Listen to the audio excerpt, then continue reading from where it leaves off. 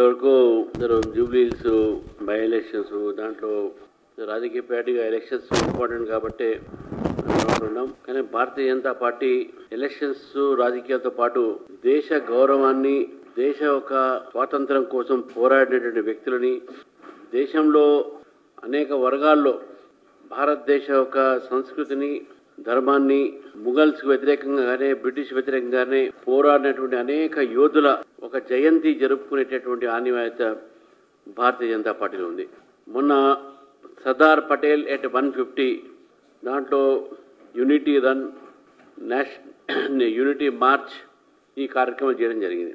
ఒక ట్రైబల్ నాయకుడు జార్ఖండ్, ఇప్పుడున్నటువంటి జార్ఖండ్లో ఒక ట్రైబల్ లీడర్గా ఆ రోజు అంటే 1875లో ఉన్నటువంటి ఒక ఆయన ఈ 1875 to 1900 వరకు ఫైట్ చేసి బ్రిటిష్ వారితోని, అంటే వారు పుట్టింది 1875, 25 yearsలోనే బ్రిటిష్ వారికి వ్యతిరేకంగా పోరాడి జైలుకు పోయి జైల్లో మరణించినటువంటి ఒక ఏదైతే బిర్సా ముండా జీవన చరిత్ర ఉందో అది మనందరం కూడా దేశవ్యాప్తంగా కూడా తెలవాలని చెప్పేసి భారత ప్రభుత్వమే దీన్ని జనజాతీయ గౌరవ దివస్గా ప్రకటించడం జరిగింది.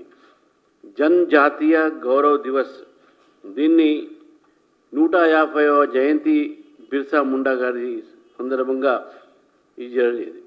ఇది ట్రైబల్స్లో కూడా ఆ రోజు రామ్జీ గోండ్ అయితేంది, కొమరం భీమ్ అయితేంది, అల్లూరి సీతారామరాజు గారు అయితేంది, వీటందరూ కూడా ఆ రోజు బ్రిటిష్ సామ్రాజ్య వ్యతిరేకంగా అడవిల్లో ఉండి పోరాడి భారతదేశ స్వతంత్రాన్ని తీసుకువచ్చినటువంటి ఒక యోధుల్లో వాళ్ళందరూ కూడా లెక్కలు వస్తారు. స్వాతంత్ర యోధ 1857 ఫస్ట్ వార్ ఆఫ్ ఇండిపెండెన్స్ అనేది చెప్పుకుంటాము. దాని తర్వాత అనేక వర్గాలు, అనేక రంగాలు పనిచేశారు. ముఖ్యంగా ఈ దేశంలో ట్రైబల్స్ బ్రిటిష్ వారిగా వ్యతిరేకంగా పోరాడి బిర్సా ముండా లాంటి వ్యక్తి ఆ రోజు బ్రిటిష్, అదేవిధంగా మిషనరీస్కి వ్యతిరేకంగా అక్కడ ట్రైబల్స్ మీద జరుగుతున్న అన్యాయం వ్యతిరేకంగా పోరాడి భారతదేశం స్వాతంత్రంలో ఆ రోజు ఒక వెలుగు, ఒక ఉత్సాహము, ప్రోత్సాహన ఇచ్చినటువంటి వ్యక్తి భగవాన్ బిర్సా ముండా. వారి జన్మ ఈ శతాబ్ది అంటే 150వ సంవత్సరం సందర్భంగా ఈ భారతీయ జనతా పార్టీ కూడా భారత ప్రభుత్వం తీసుకుంటున్నటువంటి ఒక ఏదైతే కార్యక్రమాలు ఉన్నాయో దాంట్లో భాగంగానే కార్యక్రమాలను నిర్వహిస్తుంది.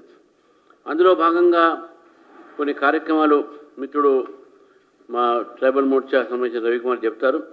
కానీ భారత ప్రభుత్వం ఈరోజు నరేంద్ర మోదీ గారు వచ్చిన తర్వాత మనము ఈరోజు గుర్తుపెట్టుకోవాల్సింది ఏంటంటే ట్రైబల్ వెల్ఫేర్ కోసము నరేంద్ర మోదీ గారి ప్రభుత్వం ఈరోజు 90,000 ఇళ్ళు, 90,000 హౌజెస్, పైప్ వాటర్ సప్లైతోని 6,700 విలేజెస్లో ఇవ్వడం జరిగింది. ఎలక్ట్రిసిటీ కూడా ఇవ్వడం జరిగింది. తర్వాత 1000 అంగన్వాడీ సెంటర్స్ కూడా ఈరోజు ఎస్టాబ్లిష్ చేయడం జరిగింది. తర్వాత 531 తెగల్ని, వనరబుల్ వాళ్ళని వన్ ధన్ వికాస్ కేంద్ర కింద వాళ్ళందరినీ కూడా ఆర్థికమైనటువంటి ఒక నిర్భరత, అంటే సెల్ఫ్ రిలయన్స్ తీసుకురావాలని చెప్పి. ఎందుకంటే బిర్సా ముండా కూడా వారు పోరాడింది స్వాతంత్రం కోసం, స్వదేశీ కోసం, ఆత్మనిర్భరత కోసం, సెల్ఫ్ రిలయన్స్ కోసం. కాబట్టి వారి యొక్క తీసుకొచ్చిన ఏకలవ్య మోడల్ రెసిడెన్షియల్ స్కూల్ అయితే ఏంది, అదేవిధంగా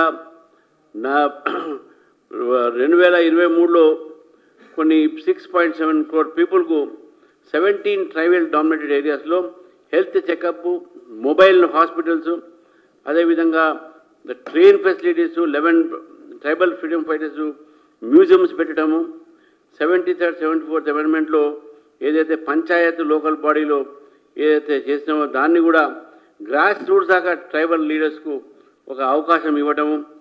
తర్వాత ఎన్నో అనేక రకాలైనటువంటి చేస్తూ 42,000 కోట్ల రూపాయలు ఈ సంవత్సరము ఏదైతే ట్రైబల్ వెల్ఫేర్ కోసం కేటాయించిందో ఇది నరేంద్ర మోదీ గారు చేసినటువంటి విషయం. మరి మన రాష్ట్రంలో కూడా వస్తే ఈరోజు సరే కేంద్రంలో కాంగ్రెస్ ప్రభుత్వం ఉన్నప్పుడు ఎప్పుడు కూడా ట్రైబల్స్ గురించి ఆలోచించలే. ఈరోజు ట్రైబల్స్ గురించి ఆలోచిస్తున్నది కేవలం బీజేపీ ప్రభుత్వం. ట్రైబల్ మినిస్ట్రీ, ఎస్టీ మినిస్ట్రీ కూడా మనం ఈరోజు ఆ రోజు వాజ్పేయి గారి యొక్క ప్రభుత్వం తీసుకురావడం జరిగింది. ఎస్టీ కమిషన్ కూడా బీజేపీ ప్రభుత్వం వచ్చిన తర్వాత వచ్చింది. అంతకుముందు ఎస్సీ కమిషన్ ఉండే. కాబట్టి ట్రైబల్స్కు సపరేట్గా ఎంపవర్మెంట్ చేయడానికి భారతీయ జనతా పార్టీ అనేక కార్యక్రమాలు తీసుకుంది. ఈరోజు ఐటీడీఏ ద్వారా కానీ అనేక ఒక నోడల్ ఏజెన్సీస్ ద్వారా ట్రైబల్స్కి చేస్తూ ఉన్నాం. ఈ ట్రైబల్స్తో పాటు మన అందరం కూడా, దేశంలో ఉన్న అందరూ కూడా ఈ జనజాతీయ గౌరవ దివస్ నాడు అందరూ కూడా తన పాల్గొనని చెప్పేసి తెలంగాణ ప్రజలను కోరుతూ, మరి ఈరోజు కాంగ్రెస్ పార్టీ గతంలో వీళ్ళని ఎప్పుడు పట్టించుకోలేదు ట్రైబల్స్ గురించి. ఇప్పుడు తెలంగాణలో స్కూల్స్లలో ఏదైతే మిడ్ డే మీల్స్ నడుస్తుందో ఆ కాంట్రాక్టర్స్ ఎవరైతే మిడ్ డే మీల్స్ ఇస్తారో వారికి బకాయిలు ఇవ్వలేదు. ఇవాళ నిన్ననో ఏదో కొంత బకాయిలు ఏదో విడుదల చేయమని చెప్పి ముఖ్యమంత్రి గారు ఎక్కడో చెప్పినట్టు చూస్తూ ఉన్నాం. ఈరోజు విద్యార్థులు గురుకులాల్లో చదివే పిల్లలు కానీ, బీసీ హాస్టల్ చదువుతున్న పిల్లలు కానీ, ట్రైబల్ హాస్టల్స్ చదువుతున్న పిల్లలు కానీ వీళ్ళందరికీ కూడా ఈ అయితే మిడ్ డే మీల్ స్కీమ్ అవుతుందో బకాయిలు ఇవ్వకపోతే కాంట్రాక్టర్ ఈ మిడ్ డే స్కీమ్ని బంద్ చేసేటటువంటి ఒక ప్రమాదం ఉన్నది. ఇది ఒకవైపు అయితే, రెండో వైపు ఈ గురుకులాలు హాస్టల్స్లో కానీ, బీసీ హాస్టల్స్లో కానీ ఎక్కడైతే పిల్లలు చదువుతున్నారో అక్కడ ఈరోజు నాణ్యమైన భోజనం పెట్టక ఈరోజు అనేక మంది విద్యార్థులు హాస్పిటల్ పాలవుతున్నారు. మధ్య నేనే పోయాను అచ్చంపేటలో ఒక బీసీ హాస్టల్లో విద్యార్థులు ఆ రోజు 58 మంది విద్యార్థులు హాస్పిటల్లో అడ్మిట్ చేశారు. వికారాబాద్లో ఒక బీసీ హాస్టల్లో పిల్లలు భోజనం చేసి అందరికీ కూడా వామిటింగ్ వచ్చి అందరినీ కూడా వికారాబాద్ హాస్పిటల్లో తీసుకుని నేను కూడా హాస్పిటల్కి పోవడం జరిగింది. కాబట్టి వికారాబాద్లో ఇటువంటి పరిస్థితి జరిగింది, తాండూరులో జరిగింది, తాండూరులో ఇదే పరిస్థితి జరిగింది. కాబట్టి రాష్ట్ర నాణ్యమైనటువంటి ఒక బియ్యం మాట్లాడితేనే మీ సన్న బియ్యం ఇస్తూ అంటున్నారు. సన్న బియ్యం అనేది పిల్లలకి ఏం బియ్యం ఇస్తున్నారు మీరు? ఒకవైపు మిడ్ డే మీల్స్ కోసం మీరు బకాయిలు వాళ్ళకి ఇవ్వట్లేదు. ఈరోజు వాస్తవానికి ఈరోజు గురుకులాలు మూసేసేటువంటి పరిస్థితులు, కొన్ని గురుకులాలు మూసేశారని కూడా చెప్తా ఉన్నారు. ట్రైబల్ హాస్టల్స్ పరిస్థితులు ఏమైనా ఉన్నాయి, బీసీ హాస్టల్స్ ఏ విధంగా ఉన్నాయి, ఇదంతా కూడా ప్రభుత్వం దాని మీద ఆలోచన పెట్టాల్సిన అవసరం ఉన్నది. మీరు పిల్లలకు బకాయిలు ఎందుకు ఇవ్వట్లేదు? వాళ్ళ మిడ్ డే మీల్స్ చేసే వాళ్ళకు, పిల్లలకు భోజనాలు పెట్టే వాళ్ళకు మీరు బకాయిలు క్లియర్ చేయబట్టి వాళ్ళు నెక్స్ట్ మనం మిడ్ డే మీల్ స్కీమ్ సరిగ్గా రాదు, నాణ్యమైతే భోజనం రాదు వాళ్ళకు.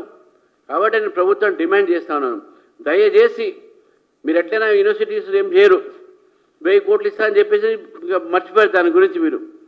మీరు అదేవిధంగా మీరు శాలరీ సరిగ్గా ఇవ్వట్లేదు, అక్కడ పెన్షన్ సరిగ్గా, అది వేరే మాట, తర్వాత మీరు దాని మీద మాట్లాడతాను. కానీ చిన్నపిల్లలు ఎవరైతే హాస్టల్స్లో ఉండి చదువుకుంటున్నారో, ట్రైబల్ హాస్టల్స్ ఉండి చదువుకుంటున్నారు, వాళ్ళ బతుకుల గురించి ఒకసారి ఆలోచించండి. మన దేశ భవిష్యత్తు వాళ్ళు తీర్చిదిద్దాల్సిన అవసరం కూడా ప్రభుత్వాందే. కాబట్టి మీరు ప్రభుత్వాన్ని, తెలంగాణ ప్రభుత్వం డిమాండ్ చేస్తూ ఉన్నాం, మీరు ఏది ఆపినా ప్రైవేట్ కాలేజ్ మేనేజ్మెంట్స్ ఆపారు. ఇప్పుడు ఏదో మాట్లాడితే మళ్ళీ ఏదో అంత ఇస్తూ అంటారు. కానీ దయచేసి స్కూల్ పిల్లలకు మిడ్ డే మీల్ స్కీమ్ ఆపకండి, బకాయిలు వాళ్ళకి సరిగ్గా ఇవ్వండి, మంచి భోజనం పెట్టండి, నాణ్యమైన భోజనం పెట్టండి, ఆరోగ్యాలు వాళ్ళ పాడైపోకుండా చూసుకోండి అని చెప్పేసి నేను ప్రభుత్వాన్ని సూచిస్తూ